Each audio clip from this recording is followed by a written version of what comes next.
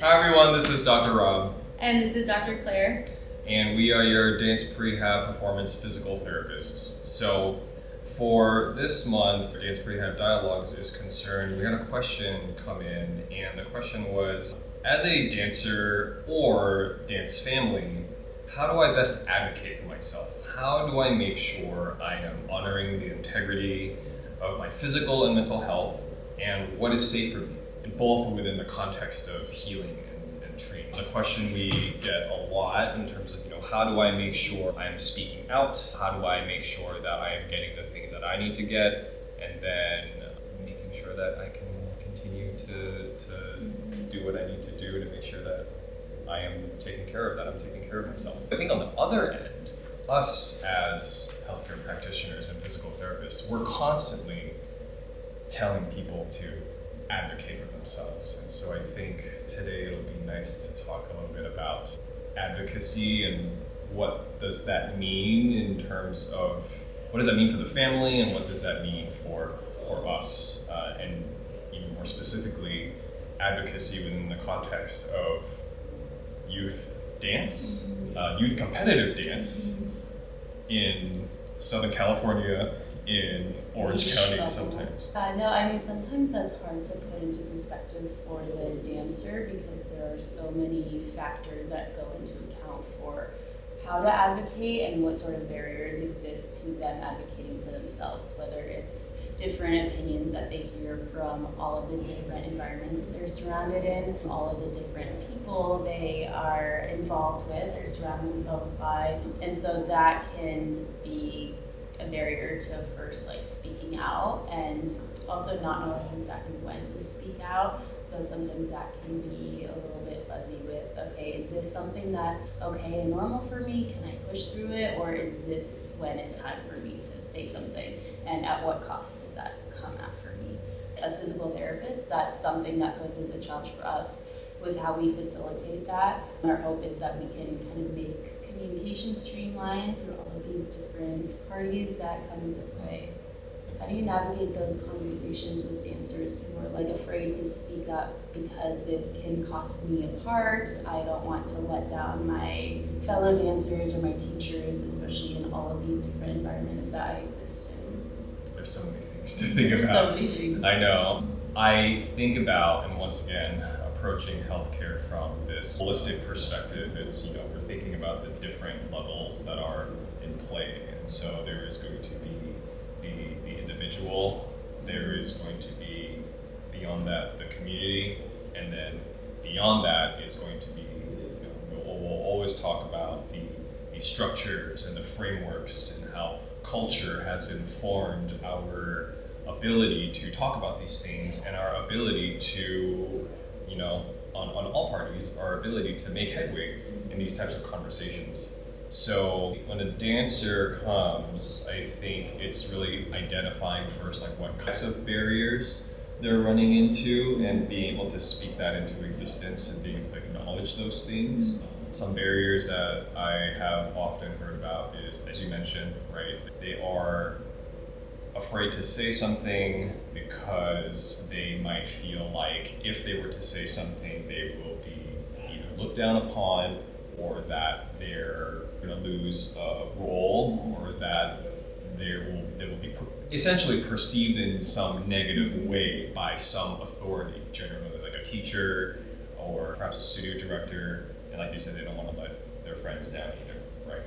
And I think sometimes if we're talking about, for example, well, I feel like I'm going to lose a role, I feel like I'm going to not be able to perform X, Y, and Z, that already gives a very clear path for us to say, well, let's set some solid goals. What are the movements you have to do? When do you have to do this movement by? How long have you been dealing with X, Y, and Z injury? And then that way it gives them a clear path to where they need to be. And then where this ties into advocacy is that if there's a clear path of where you need to be, everybody can communicate more cohesively about where you're at and then where you need to be. And for our role as physical therapists, it's just respecting where the body is and where it wants to be, where you want to be, And if you have those clear goals, I think advocating for yourself becomes a lot easier, because now you can have actionable goals and be able to communicate those actionable goals and say, I can do X, Y, and Z. So it's not just, I'm injured, I can't dance. Yeah, I love that. And I think that that gives a lot of people reassurance as well, not just the dancer, but whoever they're working with, the teachers, the parents, just knowing that there is a path and that they're being guided towards something, rather than the way that maybe they're feared and being perceived of, oh, they're injured and they're not doing so much and they're just kind of being passive until they get better. So it's much more of an actionable approach. Yeah, so I think on that individual level, being able to find your support systems, whether it's physical therapy, whether it's mental health, whether it's nutrition, and how do you get everybody on the same page. I think oftentimes on an individual level, people think that I need to bear the entire responsibility of my health, and sometimes that depends, right? I've worked in places where they've allowed me to speak to the dancers, teachers, and professors, which then makes it a little easier because you can communicate. And then there's the other side where just because of the institutional situations that I cannot communicate directly with the teachers, and so then that then becomes about advocacy on your end, which then of course, you know, there's more responsibility for the dancer there. I think it's one of those things too where like a dancer's health and well-being and overall longevity isn't negotiable. So, you know, I know when they're injured and the teachers are trying to figure out how much they can participate in, and oh, maybe I can't do this, but I can do that. Overall, the goal should be just longevity and wellness, and let's get you to be at your best and feel the most confident you can before, you know, going into this commitment. And even something that we do within our sessions, if I know that a dancer will be going off somewhere, is just practicing having those conversations. Like, how are you going to relay to a doctor what we're doing here? How would you best express your current condition, what we've worked through, what we will still continue to work through, so that there's, again, more of a streamline and that everybody's on the same page. I think too, this is one thing that we always try to do, right? Which is, hey, I know you're here for physical therapy. I know we're healing, we're training, we're doing the things that you need to do. But I also, from the get-go, I also want you to understand that you are also practicing about how to talk about your needs, about how to express what you're feeling, what you can, what you can't do. More often than not, you know, how are you doing today? You'll ask them, oh, I'm good. Okay, I'm like, but really, what does good mean? You've worked with us, you know exactly, what does good mean? And we're always like having to repeat that, right? But once again, that's just that learning process of being able to know what I'm feeling and being able to express what you're feeling, right? Whether it's like physically, mentally, emotionally, because healing and training, all of that comes into the picture. The better we all know how to communicate, the better we can create succinct and action-based plans in order to get you back to where you need to be or where they need to be. I think one of the more challenging parts, and you had mentioned earlier too, is when to speak up. I mean, speaking up can happen in so many different ways, whether it's speaking up for yourself, speaking for another person, perhaps, if you can see that someone's not feeling the greatest. When should we speak up, and how do we go about having those conversations? Right. Well, I do think that one of the best things is to communicate early and beforehand, and that way you give yourself and you give whoever is involved enough time to kind of know what's going on and then have enough time to make a plan. I think it's hard to differentiate, like, is this something that needs more attention versus is this something that I can just work through? And so we know that just in isolated instance of like pain or discomfort doesn't necessarily lend itself to alarm bells or alerts. That's where we look for patterns, and so patterns will be able to help us make a more informed decision of like what's going on within our body. So I know with a lot of the dancers that we work with, we'll give them little tools like, for instance, the rule of threes. So if you're experiencing a 3 out of 10 pain or more that's lasting for 3 or more days and you feel like you're having to modify or sit out of 3 or more classes, that's a sign that, okay, you need to speak to a parent, a teacher, whoever it is that can guide you towards a resource. I know something else that we teach dancers is traffic light analogy, to where, you can base it off of your pain or symptoms, but if you're having pain, maybe it's lasting a little bit after the activity or during the activity, but not a full day after, you don't feel like you're having to modify anything. Let's see, there's no change in strength or range of motion or function, then that's typically a green light. You're okay to continue with that. Feel like there's pain that's lasting during and after the activity and it's getting worse during and after. Maybe it's not enough to start to modify things. Maybe there's not necessarily a change in your strength and range of motion. That's more like the yellow lights, proceed with caution. That's when you want to begin thinking about what sorts of things you're doing. If you are experiencing pain that's increasing and how frequent it is, how much it's lasting, and the intensity, and you feel like I'm having to modify things, it's stopping me from doing what I need to do. I feel like a change in my strength and range of motion, and that's a red light. Stop the activity, reassess, and definitely let somebody else know. I think too, if you have a kind of framework like that, and if the dancer knows that framework, and on the other hand, if the teachers and the directors also are familiar with this kind of framework, it kind of gives everybody the ability to ebb and flow a lot easier, I think. You talked about the 3 out of 10 pain situation, and pain is completely subjective, right? Sometimes it gives us an idea of maybe what you're feeling, but pain really isn't something that we ask about, because we know that, not that we don't ask about it, I think we don't really say, oh, you have 0 out of 10 pain, you're good, right? Most people kind of associate function with pain, but I think it's important to acknowledge that you can have pain, but still pain within reasonable measure, and still function well.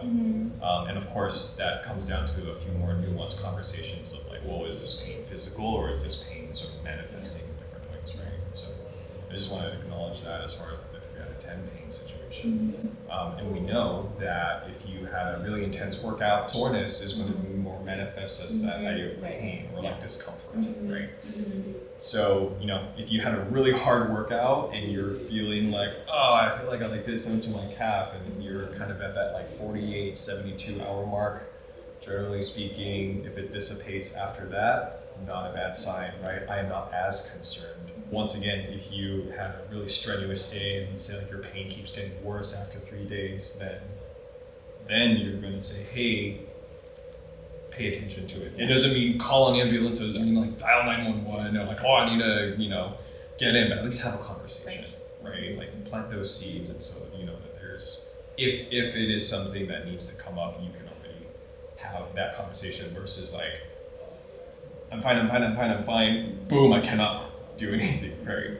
Yes, and we know dancers, generally speaking, will always try to push through. Right. The show must go on. It's just things we are, if we're talking about the cultural influences, the social influences, all that is really ingrained. I think advocating for ourselves doesn't necessarily mean going and tearing down walls and things like that, although sometimes that may need to happen. But I think it's that little voice in your head that's saying, hey, I need to talk to somebody about this. Who can I talk to that I trust, in a space that I can trust, who can help me get back to where I need to be? As far as advocating for yourself as a student, also advocating for your students as a teacher, or perhaps a student and a teacher advocating for each other within a community. I think if we have this idea of similar baselines, then dance community as a whole, it helps us with this idea of being open and communicating about what needs to happen for each person. Have you ever had a moment where you feel like you weren't able to advocate for somebody just because of where energies were, where personalities were? Because it happens. Yes. It absolutely happens. Yeah, I think there were a few instances, and all of those instances had different reasons for why advocacy could not be done to like its fullest or the way that we hoped, the way that we intended. One of those cases was the dancer was in an environment that was brand new to them, and they were also juggling dancing in multiple environments. So they had their classes and commitments at the studio, doing song and dance at school, and then they were doing sort of outside commitments with like performances and auditions and things like that. They were worried about all the different people that they were going to let down, and they were especially concerned about in a new environment, how am I going to be perceived? Like they're still kind of getting to know me as a dancer, and so I want to be able to perform at my 110% so that the precedent that I set and the way that they understand and know me is somebody who gives that. And if first impressions absolutely matter, and I think sometimes it's acknowledging that these are sort of the communal and social interactions that can permeate into our ability to put ourselves first, right? On my end, there's a few different examples I can think of, and most of it comes from I feel like if you dig deep enough, everything becomes like a social situation, just like energies that exist, which is totally fine. And I think I bring this up not as like a crucifixion of parenting styles, personalities, or anything of the sort. I'm a parent myself, crazy, but this idea of, and I think acknowledging that hey, how do you work within the system to learn about the system so you can operate within it to the best of our ability. Examples of this include families that they don't want to be that family, right? They don't want to make waves. They don't want they don't, like you said, they don't want to give that bad impression. I don't have an answer or a solution for that. I think first and foremost is just acknowledging that those energies exist, that we hear the parents and that we hear the families that say those things. We will be there to support in the ways that we can, when we can. This goes into a much larger conversation, I think, about the way historically dance culture has sort of been, and I know I'm saying dance culture is a really blanket statement, but once again, referring back to our specific community, which is youth competitive dance, heavily in ballet.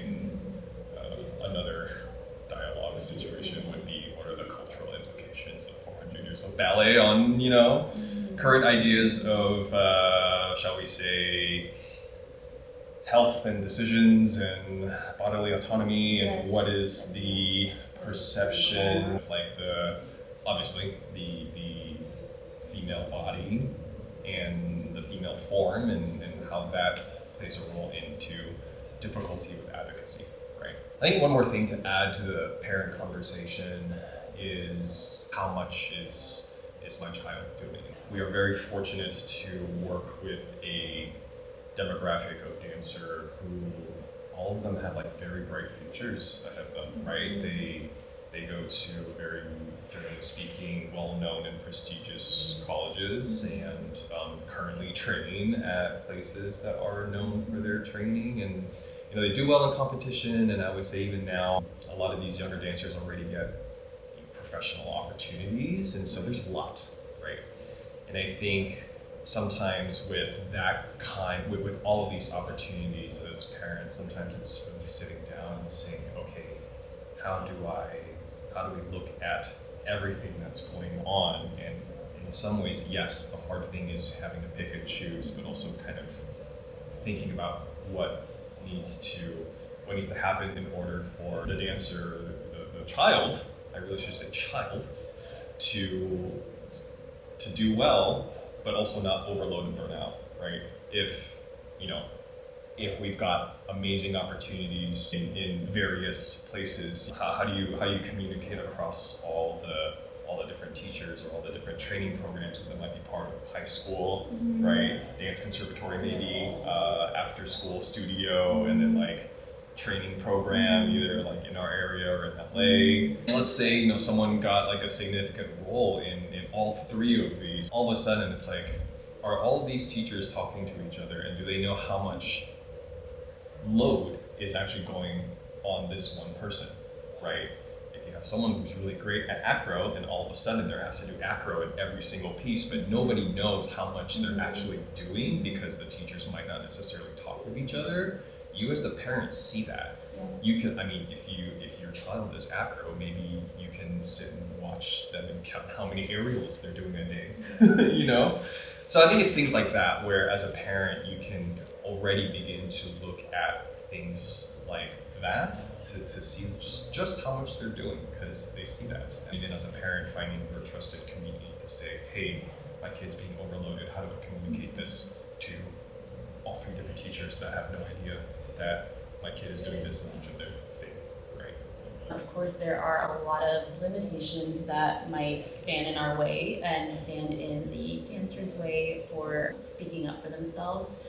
But ultimately, it goes down to, do you have the support you need? Do you know who to go to? Who are your trusted resources and the people that you have in your corner? Being proactive ahead of time and knowing your load and how much you can handle at any given moments. Just, communicating, knowing when to communicate, how to communicate, and ultimately being comfortable and expressing what you need to with clarity. And we're here to help. There are people that support you that are there to help. So it's not just, you as the dancer having to do it all on your own. I think clarity is the biggest word and takeaway.